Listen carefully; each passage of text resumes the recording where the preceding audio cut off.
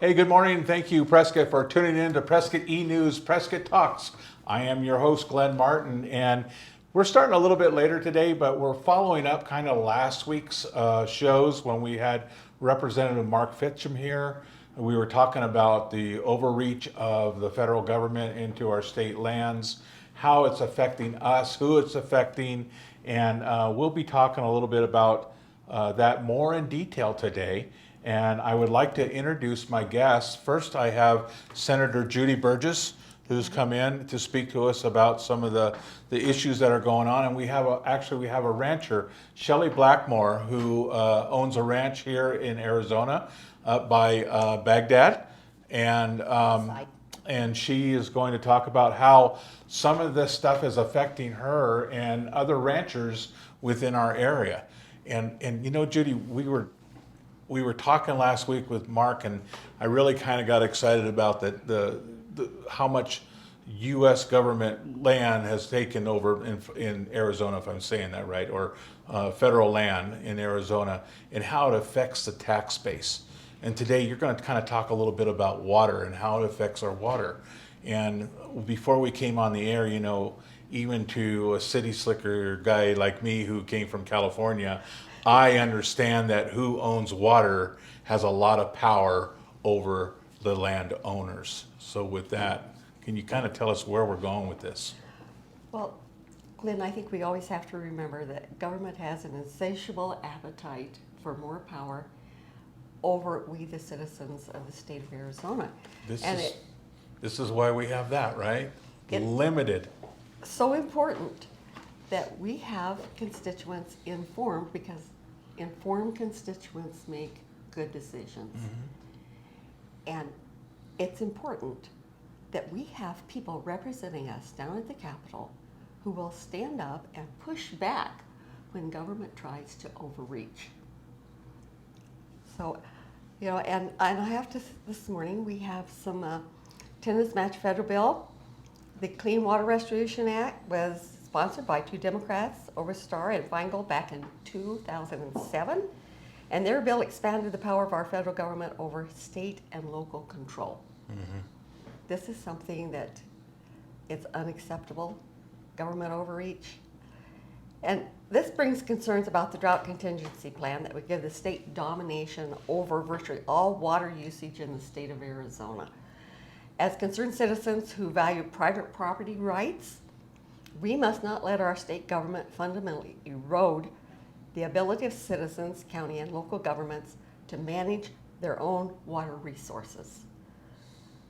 Would this plan create an avalanche of new unfunded mandates to envelop state and local governments? That's a question that needs to be answered. Should state government have the ability to drive up costs to grow crops, provide water to cities to operate and maintain water storage and delivery facilities, produce energy, including renewable power, build and maintain public transportation systems, deliver affordable goods and services to consumers, and carry out virtually any activity that occurs on land without state agencies constantly threatening to interfere? It's possible the governor's plan would virtually impact every business or job-creating activity in our state negatively. While state legislators have been reluctant to sponsor bills in the past years, Representative Regina Cobb sponsored HB 2896 water rural management areas that include language that would allow voluntary or mandatory programs or practices for measuring, metering, monitoring, or reporting groundwater withdrawals and uses within the rural management area. And there have been no bills heard this session. So her name was again Regina Cobb. And to put this in party perspective, Democrat or Actually, Republican? we have had bills dropped by both Republicans and Democrats. So, yeah. And this has been an issue that's been ongoing for about the last 5 or 6 years. And in the past, we have been reluctant to drop bills going along with this because it is overreach down into a life-sustaining element. Yeah. That do we want to give government control over something that we need in our daily lives? And it's kind of like what we were talking before we got on the air, our health care. do we want to give government control over our health care? I would line that again with water, because if you don't, if you control water, you control a whole lot of people and a whole lot of properties as well.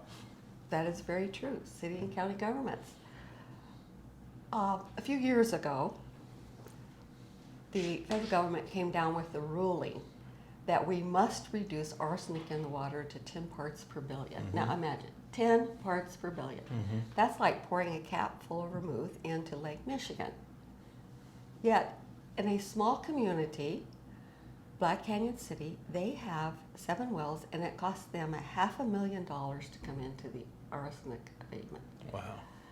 Well, of course, So- they had to pass that on to the citizens because, you know, of course, they're not going to eat the cost of implementing those programs. So that's just an example of what that one ruling from the federal government cost we the people. And you have to ask, 10 parts per billion? Yeah. In some places, of course, arsenic was a little higher than that, but, you know, I'm told a little arsenic doesn't hurt you. Maybe even good cancer. Can we get a second opinion on that, right? And there's no second opinion out there. When the federal government says you shall, that's where you're going to be. That is true. And now, can you adjudicate that decision at all, Judy, or is that just, it's in concrete? It's a federal mandate. Gotcha. So the only one who could change it would be Congress. Yeah, and an act of Congress, literally. Yes. Yeah. So, Shelly, let's talk about you a little bit. Now, you're a rancher. How does all this affect you? Well, I think, just from what I'm reading, it's going to affect us a lot. If they put meters on our wells, we have 34 wells on our ranch. And depending on the year, whether it's a wet year or a dry year, depends on how much water is in those wells. Aquifer, yeah. Yeah, in the aquifer, yes. If they meter the well, and I have no idea if this means we can only use so much water, or they're going to charge us an exorbitant amount for that water. I've even heard that they might fine us if we use over a certain amount of water. This water is for our cattle and the wildlife too. It's just one more nail in our coffin. I mean, you guys struggle enough when trying Yes, it, you know. to keep the farm going, if you will. Right, exactly, yeah, and for instance, right now, cattle prices are way down. They're over 40% less than they were a couple of years ago, so, you know, it's a struggle, and if you have that many more Sure. bills to pay or hoops to jump through, pretty soon a lot of ranchers will be in the same boat that we are looking at. If it continues this way, we're going to have to just shut down. And So- when you say we just going to have to shut down, folks, we're talking about our food. We're talking about the food supply that we all depend on. You know, one of the things I learned many years ago, I have friends in the Midwest, and I learned a lot about where our grains come from, where our corn, our feed corn, our soybeans, and how that affects us and their land as well. And I don't want to turn this conversation into Kansas, but that's where I'm at. But it does, you know, we depend on these folks, and we depend on them a lot for our everyday living. And they start getting metered and shut down, it's going to affect all of us one way or another. Again, just like when the federal government takes land, it affects all of us on our tax base. Judy, let me ask you this question with Shelly. You know, she brought up some good comments about metering. Who decides you're using too much water? Who decides how much water you're going to use? Who are, you know, like the people at with all this contrails, I always say, who are they? Who are they that they make those decisions on water usage? You know, as part of the drought contingency plan, what's happened is the governor has broken the state down into 28 different areas, or 22 areas, And there are people within those areas looking at water use and what would be best for them in that area. However, ultimately it's up to the governor's office. And if he can get, well, by executive order, he set this committee up, and I understand that it's passed. The federal government has came down and put a mandate on the state that either you do it or we're going to do it for you. This was the same as what happened with the electric generation to clean up at the Navajo generating station. When they put a mandate on you, it's either or. So ultimately, it will be the governor's office who has the final say-so on. But in the meantime, there's the ultimate question looming out there. What's going to happen? How is it going to be implemented? When is it going to be implemented? And who's going to monitor it? Yeah, great question. And what's it going to cost again at the very end? Again, I know you're saying the governor's office, but is the governor's office, are those cattle ranchers, are those the farmers that are making those decisions, that are giving that information to the government, or are they just some bureaucrat? Again, I go back to our healthcare, who tells us, we do need an MRI or we don't need an MRI. Well, as you see, the bill contains information, and if the bill had been heard and passed, gone up to the governor's office, then they would be implementing the meters on wells. And so that is one of the things that we hope that those bills never get heard and passed in committee. Yeah, good point. Hey, Prescott, I forgot to say at the very beginning, if you have any questions on any of this subject, by all means, type it into the comment section, and we'll get it to the experts here who are who obviously know a lot more than I do about this issue. And Shelly, I would refer to you kind of like boots on the ground. This would directly affect you and your fellow ranchers. Well, so not only there's nobody ranchers, better to answer these questions than you. Not only ranchers, and it definitely will affect ranchers in a big way, but in the rural areas everywhere here in the state, most people have their own wells. They're not all rich. Right. This will affect them also. And it costs. It costs money. It's a substantial amount of money to have a well drilled. Yes, it is. And to the point where it has good potable water that you can use, right? Right. Yeah, at least it's going to cost you at least $20,000 to drill a well, say, 200 feet deep. Depending on where you're at in the state, I know in the valley, on the desert floor, most generally you're going to drill at least 600 feet. It's going to cost you no less than $40,000 to $50,000 to drill a well. And on the plateau in northern Arizona, 1,000 feet is not unheard of. And it's pretty much, it takes it out of the realm of being able to do it for so many people. Gotcha. So, what, if anything, is there any input at all from the water agencies at all about these wells, Judy, as far as the sustainability of them? Shelly was talking about it really depends on the weather conditions, how much rain we get, drought, whether we're in drought or not drought. Is there any consideration on that with any of this that we're speaking about? I believe there is. I don't know to what extent, so I cannot answer that question for you. Okay, good. Cool. Well, what else you got? Well, we wanted to kind of change gears here. Last week we heard about the travel contingency plan of the Forest Service and BLM. And so I would have Shelly read BLM's mission statement. okay. BLM's vision statement is to enhance the quality of life for all citizens through the balanced stewardship of America's public lands and resources. The vision statement by BLM is all about the impact of the organization wants to be known for in the protection of American lands. The statement relates to the following 2 points. 1, enhance life. 2, balanced stewardship. BLM understands the strong bond between the environment and the quality of life. To enhance this, the organization commits its resources to maintain the wholesomeness of the American lands, as they are a critical component of the life of Americans.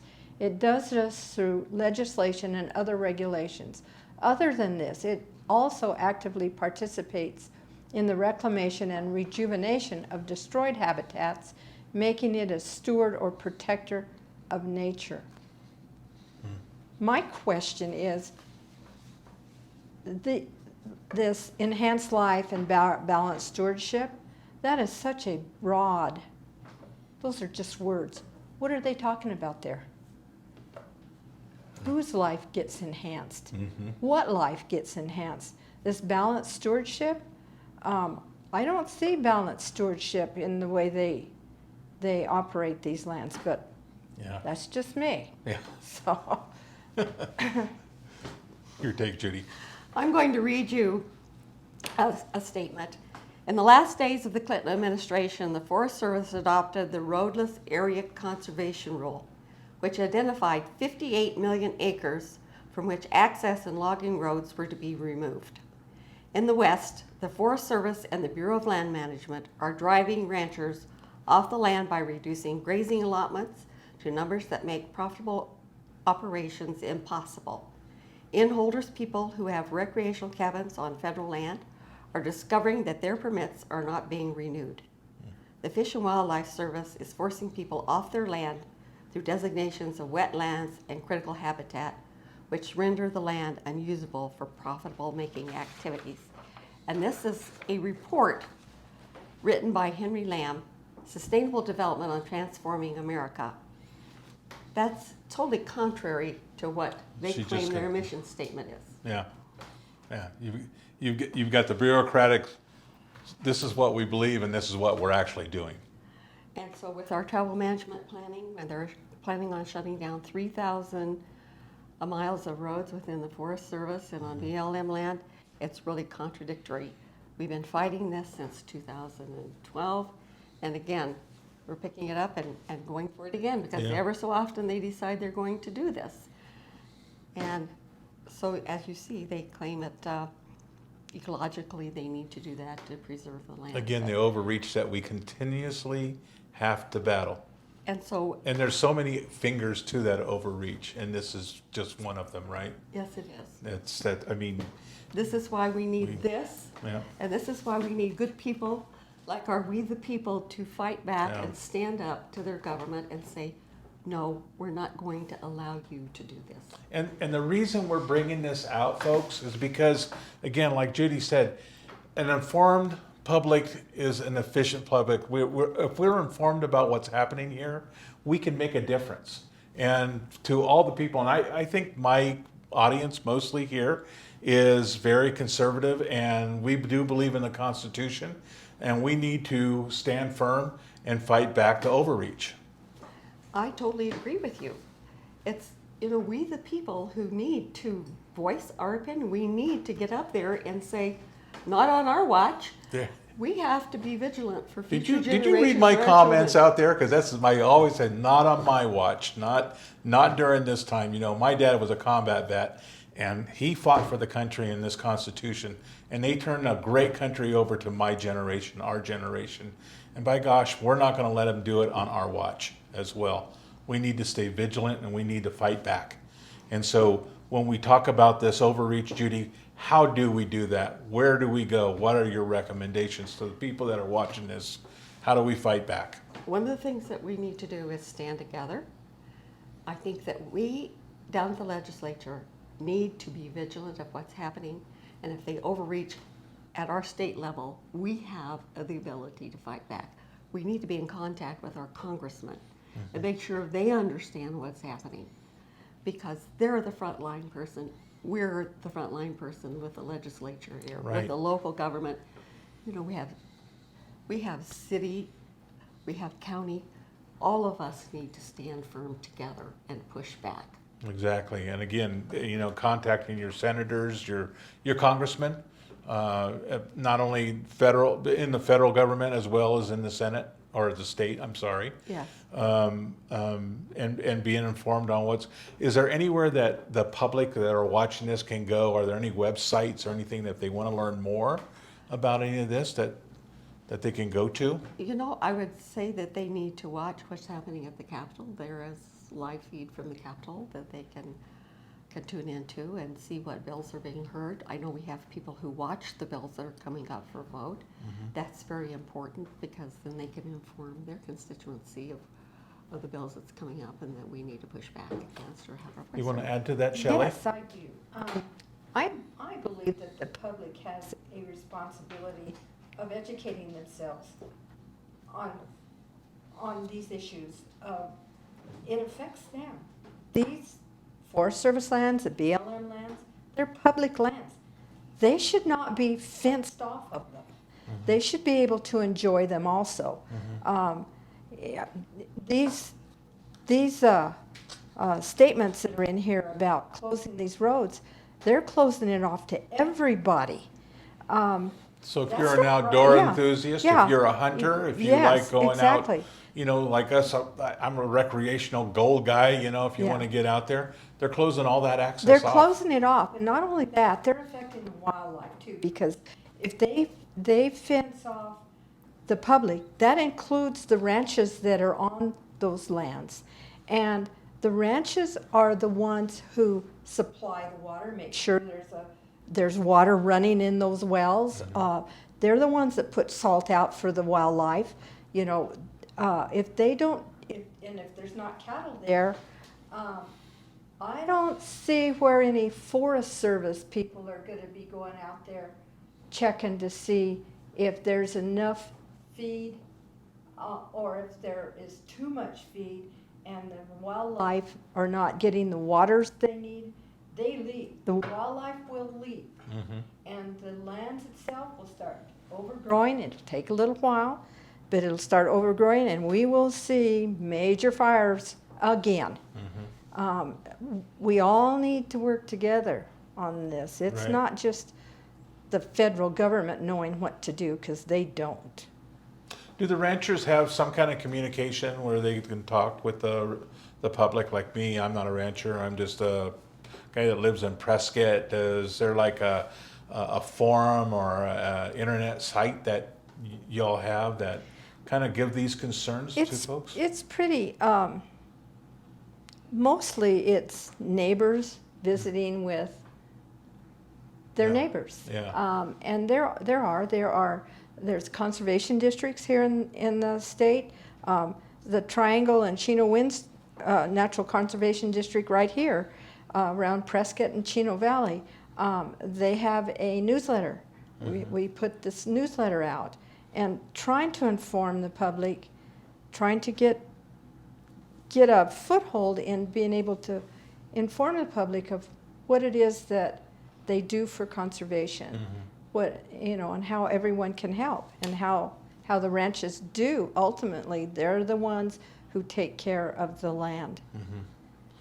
So you say there's a newsletter out. Do you know how one would get a hold of that newsletter? And if not, it's okay. Just let us know afterwards, and we'll post it afterwards Yes. after the interview. I can't off the top of my head tell you the website, Yeah. but I can most certainly give it to you. Okay, So, that'd be awesome. yes. Just let me know Yeah. afterwards, and Yeah. we'll attach There's- it to this interview. Yeah, there's also the Arizona Cattle Growers Association. They have a catalog that comes out every month. Subscribe to it. It's amazing what you'll learn about your land. Yeah, interesting. It's true. And no one is better stewards of the land than the ranchers who depend on the land for their livelihood. Right. Well, it's our life. It's the Arizona lifestyle.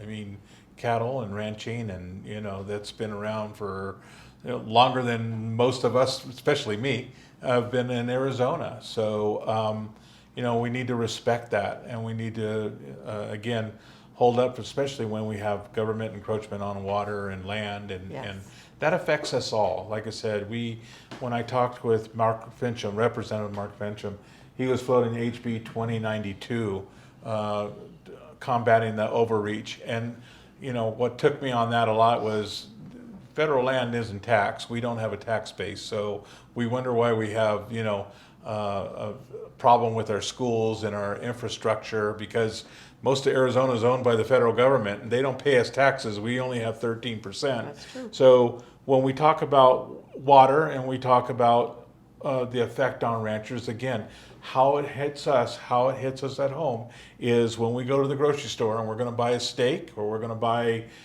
some other commodity, that is where it's going to hit all of us. We're going to pay more at the end.